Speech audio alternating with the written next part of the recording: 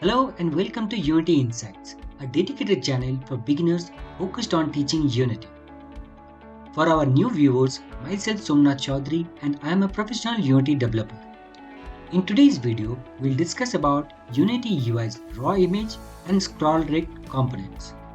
Rawimage and scrollrect are very useful UI components.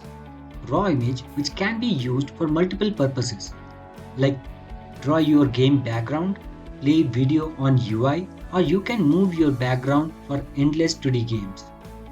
But keep in mind that this will create an extra draw call with each raw image present.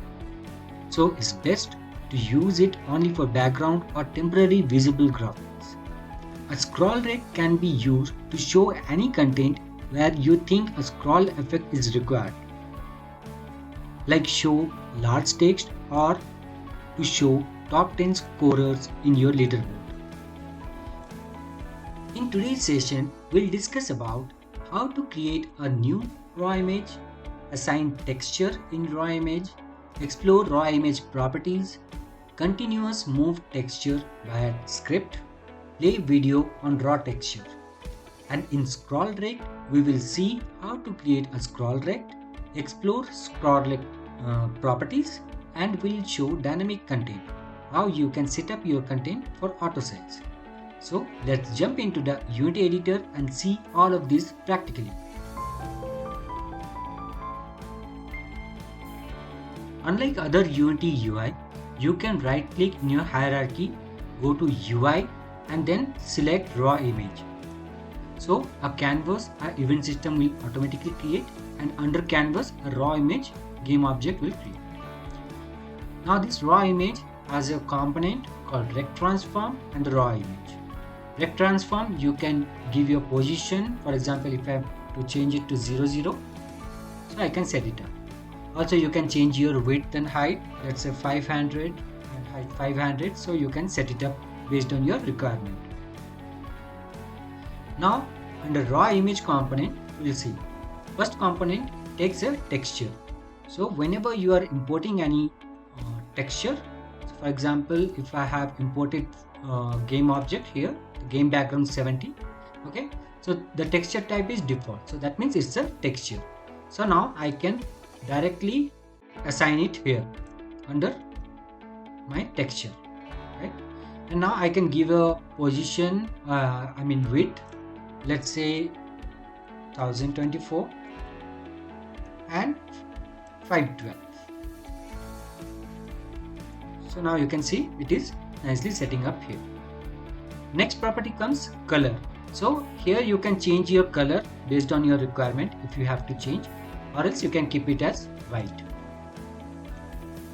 Raw image also takes a property called material. So if you want to select use material, for example, if I select any material, for example this unlit texture, this one, I can assign it. So for in this case you need to remove the main texture here, so that whatever is there in your material will be showing here.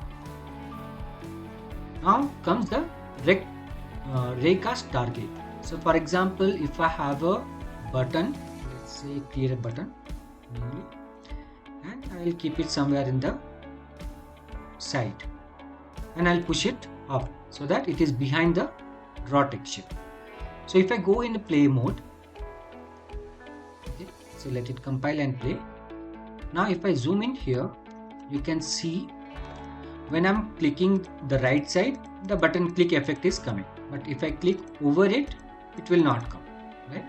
So that is because of your raycast target. If you disable it, now you will be able to click from your texture as well, right? Through your texture, you can click the button. So it has a padding also. So now you can see here there is a green line, thin line around this raw image, right? So you can give a padding from left side, right side. Let's give a padding around 100. So now you can see the thin line it moved here. So now if I have disabled this, let's say raycast target, so now I'll be able to click through here because my area, you can see the button area, and this is the thin line, right? So that's why I'm able to click it. So let me increase it little more, let's say 50 something. So that means I'll be able to click till here, but not in this area, right?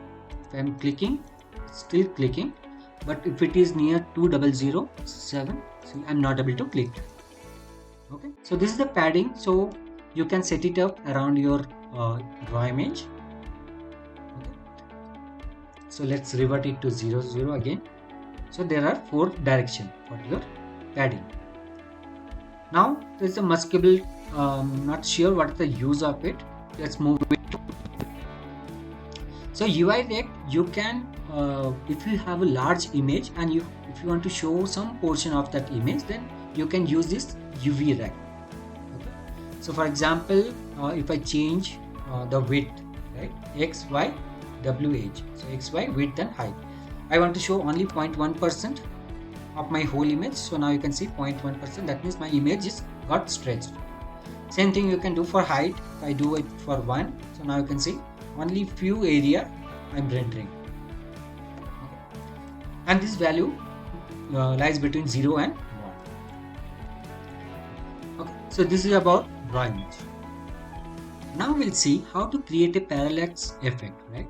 Here, that means your background will be continuously moving. So let me delete the button, and raw image, I'll remove the material and we'll select the game background 70, this texture. Okay, so now we already have a script, right? So if I open this UI manager, so it is an empty script as of now. So for any UI related stuff, you need to use using Unity engine.ui. Okay, that's it. And now we can give a public reference, public, for example, raw image,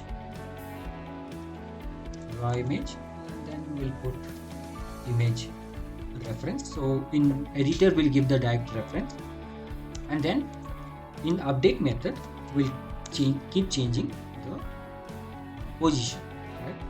And one more thing we'll take, that is private float new x, like we'll keep changing the x value of that raw image, that UV. Okay, so let it compile once again. So our task will be to change this x value through script, right? If you keep changing, now you can see that parallax effect is coming, right? So let me make it 0 so that through script we'll be able to do it. So now this new x value will assign which will be this image comma uvrect dot x value, and then we'll increase it 0.01 or maybe 0.001, okay. And now we'll use this x value in our rect. uvrect is equals to new rect, and it will take 4 parameters. Okay, so first one will be like x, so we'll use the new x, and next value is asking vector to this position, right? This is x, the y should be again 0, we are not changing anything in y. And then for width and height, let it be 1, 1. Okay, now our script is ready. Let's go back to our Unity, and we'll create a empty game object. We'll call it script, and we'll reset the position. We'll drag and drop the UI manager here, and we'll give a direct reference to our raw image. Okay? That means in our update method, that means every frame our x value should increase. So let's see if everything goes well, our image should start scrolling. Now you can see it's automatically scrolling, and here you can see the value is increasing. So this is how you can use a parallax effect. Like if you have a multiple layer of background, you can use multiple raw images to have a like, and you can play around with the position, right? I mean the speed. So here as of now, speed is 0.01 for this case, and if you have multiple one, so you can change it based on your requirement. Now we'll see how to have a video in your raw image, how to play a video. Okay, so for example, I have to in that case I have to add a video player component here. Okay, and here it's asking you have two options. Either you can play with a video clip or you can have a direct URL. If you have a public URL for your video, you can assign it. Okay, so let's try that URL because that is different. And in this case, you cannot directly play it. You need to have a rendered texture. So your rendered texture will act as a mediator. Okay, let me first create the rendered texture. So go under create, you can find it rendered texture. Select it. Okay, and now you can give a size. So for example, I want to give 1920 by 1080 my resolution for my render texture. And I'll select my raw image game object and I'll assign it here under this target texture, and this same render texture I'll assign it here.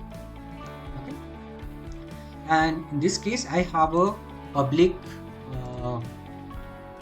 URL. Okay, so this is one video URL, it is there in my S3, so I'll try to play it here. Let's paste the URL here, and now we'll see how it plays. So how it will work, so from this URL it will fetch the video, it will render in this render texture, and this same render texture will render in the raw image. Okay, so here this render texture is kind of a mediator. Let's see how it plays, because we have kept it play on awake. Okay, so that means whenever my game is running. Okay, so here you can see this effect. So for that, what we'll do, we'll comment down this lines, okay, so that we don't need any scroll effect. Let it compile and we'll play once again. Now you can see when the game is running, my video is playing. Okay, so this is how you can play your video on your UI. Also, if you want to play a video clip, right, so you can select the video clip. So in this case, it will take a video clip. I have already imported video clip to Unity inside. It's a video clip, right? So now in my raw image, I drag and drop the video clip here. Okay, so nothing will change. The new texture, the new render texture will act as it is, right? So let me play it and show you how it works. Now instead of that video, now whatever video I'm playing from local, so that is playing in my render texture. So this is all about raw image, where you can play video, you can have your background, right? Now we'll see how to create a scrollrect, right? For that, again we'll right click on the canvas, go under UI, and we'll select a scroll view. Okay, let me hide the raw image so that you can see it. So now in scroll view, also you get a component called rect transform, one image and one scroll rect. Okay. So rect transform is to give you a position for your scroll rect. So let me increase it to 500 and probably height, let's say again 500. Okay. So this is your scroll rect area, width and height. Also you can change position, rotation and scale. Next comes the scroll rect component. Here it takes, before showing it, let me show you what is there inside this scroll view. Right? This is the first component, is a viewport, where it shows where is the viewport area. You can see 4 triangles or 4 corners, so that means that is your scroll view area. Inside that there is a game object called content. So within this content, your this is your content area, right? You can see the white line here. Okay, so this is your content area, which is at 300. So if you want, you can change it to probably 500, 700 or whatever value you want, right? If it is 700, now you can see it is out of the box. Okay, and below that there are 2 scroll bar. One is horizontal scroll bar and one is vertical scroll bar. Now I head back to scroll view and we'll understand the scrollrect component. Here the first component, property comes contain, right? Where we are telling the scroll view, which is the contained area. Now next property is horizontal or vertical, right? Where you exactly want to scroll, horizontally or vertically. Okay. So let me put some. Okay, let me explain first. Then the movement type, you have a different movement type. One is elastic, and there is unconstrained and clamped. Okay. So we'll see one by one. First, let me do one thing. Under this content, we'll put a text field, right? So I can add a text UI. Okay. And from our Lorem ipsum, I copy this text and I'll paste it here. Now I can see the text is till here, and whatever is after that, it's getting masked, right? It's not showing. And you can definitely play around with this font value. Okay, so if you want your text to be more big, so you can change the value like this. Also you can change the alignment, right? So this all I have covered in the TextMesh Pro text video. You can refer to that. Okay. So now I can see you can drag this yellow bar little left, little right, so that there will be little padding from both sides. Okay. So based on your this content size, you can see the scroll bar is automatically resized. Okay. Let me play it so that you can see what exactly is happening here. Now automatically the below one is hidden. Okay. And this is your vertical one where you can scroll it up and down. Okay. So let's see what happens. So there is a vertical and horizontal. So that means if I both are unlocked, that means I can drag it left, right, up, down, any side. Okay. But if I disable, let's say horizontal, now you can see only the up and down I can do, right? If I do hide this one, only horizontal, then only left and right it will go, not up and down. Okay. Now the movement type is elastic. That means if I drag it down and leave it, again it will try to go to the top area. Okay. Same goes with the down. So if I'm scrolling down, now you can see again it's coming back. So this is the elastic effect. You have an unconstrained as well. So where you will go, so it will not come back to top position. Okay. So if you go down also, it will not come back to your original position. Third one is clamped. That means it is clamped within this area. Okay. Now you can see till this area it's clamping. It doesn't have an elastic effect. Okay. Let's head back to elastic. And now elastic also has a property called elasticity. Okay. That means how your elastic effect should go. Okay, let me do it little increase. Let's see what happens. Now you can see how slowly it's going because I increased the elasticity value. Okay, so I'll change it to default value is 0.1. Next comes the inertia. Okay, so inertia is like whenever you are leaving this text, I mean you are dragging and leaving, see scrolling, still scrolling, right? But if I disable this inertia and try to drag, now you can see it's not scrolling automatically. It's not going up or down. Whenever you are leaving your mouse, it will get stuck there on. Okay. So that is your inertia sensitivity. So you can change this sensitivity here also, inertia. So declaration rate. Okay. Let me try changing it to, let's say 0.5. Let's see what happens. See, elasticity is going. Okay, I'll disable this. Whenever I'm leaving my mouse, it's getting stopped immediately. Okay, next is scroll sensitivity. So that means if I keep my mouse here and do my mouse wheel, my text is going up or down, right?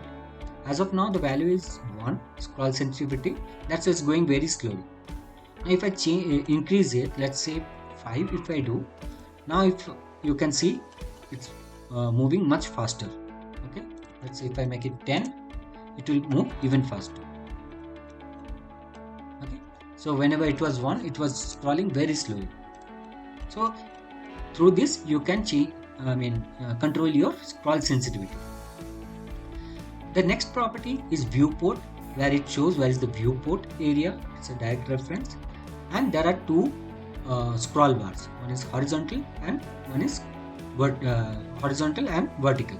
Right? Now under scroll bar there is a visibility property, which says like auto hide and expand viewport. So in this case, our whatever text we have kept here, it doesn't have a much width, right? If I select the content, you can see the yellow line, it is within this area. So that's why the horizontal line, whatever was there, horizontal bar, got hidden. Okay. And same goes for vertical. If we don't have any content, so let's say if my content is only till, let me remove few of my content. Okay. I think I have to revert back. And let's remove it. And some more I'll remove. Okay. And the content height I'll keep it as 500 something. Okay. Or maybe 450. So in this case, horizontal bar and vertical bar both will hide because my area is within this thing. Right? It doesn't have any much content, so that means this should hide both the scroll bars. So that is why this auto hide and expand viewport does. Under this there are multiple options. One is permanent, one is auto hide, and one is expand viewport. Okay. So if you do it permanent, okay, let me stop it and do it permanent for horizontal, or let's change it to only do it permanent for vertical. Okay. So in this case, horizontal bar will hide, okay, but the vertical bar will still be visible. Let me show you playing it. Playing. Now you can see the bar is still visible, though we don't have enough content. Okay, we cannot scroll anything because our content is very less, only few lines, and which is within this viewport, right? So that means scroll bar there is no effect. Now how to create a dynamic content, right? So sometimes as of now we are hard coded, we have kept some text. What if you need to have a dynamic content? So what we can do in that case, let's again paste it, our whole content. Okay. And now you can see my content is still here. This yellow area, text area is still only this much. So in this case, what we can do, we can add a component called content size fitter, right? And we'll make the vertical fit to preferred size. So in that case, you can see now this yellow area is automatically increased. Right? Now let's see if I play it, what happens. Because sometimes you don't get a content directly. You are fetching from server or something. So in that case, you can use this content fitter. So automatically it will, based on your text size, it will fit. Right? Let's say if I copy the whole text and paste it again. Right, now you can see the scroll bar area is increased, right? Yeah. So this is how you can use your content fitter. Now this scroll view we can use to show leaderboard as well. Like if you want to show like top 10 scorer in your game. Okay. So what we can do in that case, let's remove the text component, let the content fitter be there, and we'll add a vertical layout group. Okay, and now inside this we'll try to create a button. Okay, so you can see it is here, and we'll change the button to maybe stretched, fully stretched. Okay, not like this. Then what is the viewport size is 500, so we'll make the size as 500. Okay, so that it can come till here, or maybe little less. What is the scroll bar? This is 20, so that means 500 minus 20 is 480 will keep. so that it fits till here. Now this vertical group, what it will do, it will, if you just create one more, it will create under this, right? So you don't have to manually give any position. Okay, for that, for example, if I'm creating so many, now automatically it will get fit in this. So now let's see, this is my, let's say, think these are the each player's name and score you will write inside this, right? So let me maximize it. Now you can see you can scroll it fully down. Okay. So based on your requirement, you can show the button however you want. So for example, if I have to increase the button size, so let's say it is 30, we'll make it 50. Okay. 50 or 70, whatever size you want. And inside this, you can dynamically change the text. So now let's create a duplicate of this. It is much better. So we have like 10 here. So let's play. So this is how you can use your rect view to show your leaderboard. Right? And then later, if you want, you can have a text as well. Let's create a text. We'll move it up somewhere and we'll give it a name. Leaderboard. Okay. Wrapping disable so that it will come in one line. Something like this. Okay. So this is how you can use your rect tool,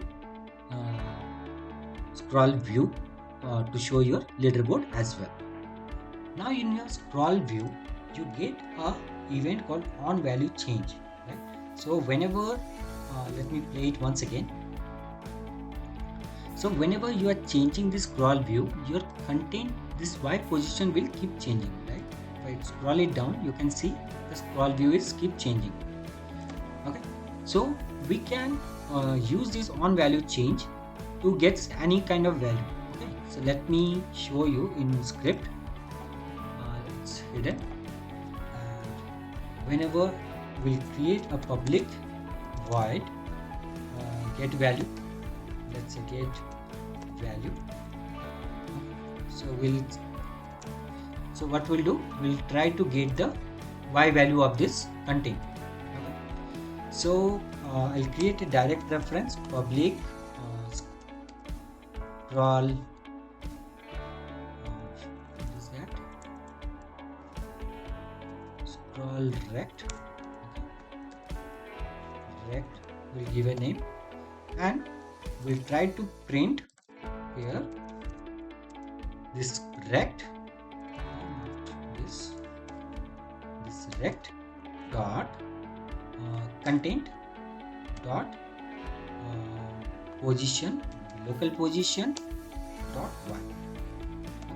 So whenever we are changing this value, we'll print this in our console.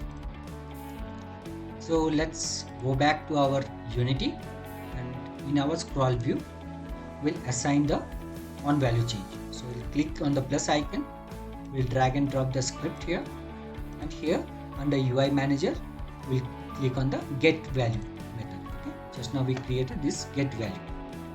So whenever this value changes, we should be able to get this value. Let's see what happens. We'll go in our console and we'll try to drag it. So before that, there's a null object error. That means I have not assigned the scroll rect. Okay. Scroll rect is asking. So let's drag and drop here. Okay. Let's try once more time. Now again, if I try changing, now you can see the value 0.3, 0.6 and the current value is 6518 something, right? So let's see if it is matching or not. So 6518. Okay. So this is how you can fetch any kind of value from your scroll rect through your onvaluechange event. Thank you for your time and patience. The video might become little long, but hopefully you got some insights about raw image and scroll view components. Now based on your requirement, you can utilize these components. For any doubt or question, please comment down below or send your query via email, which is displaying on the screen. Feel free to book a one-on-one discovery call if you need any guidance or mentorship. The link is displaying on the screen as well as mentioned in the description. Also, I would recommend to join the Unity Insights WhatsApp channel and share your queries there. Until next time, keep learning.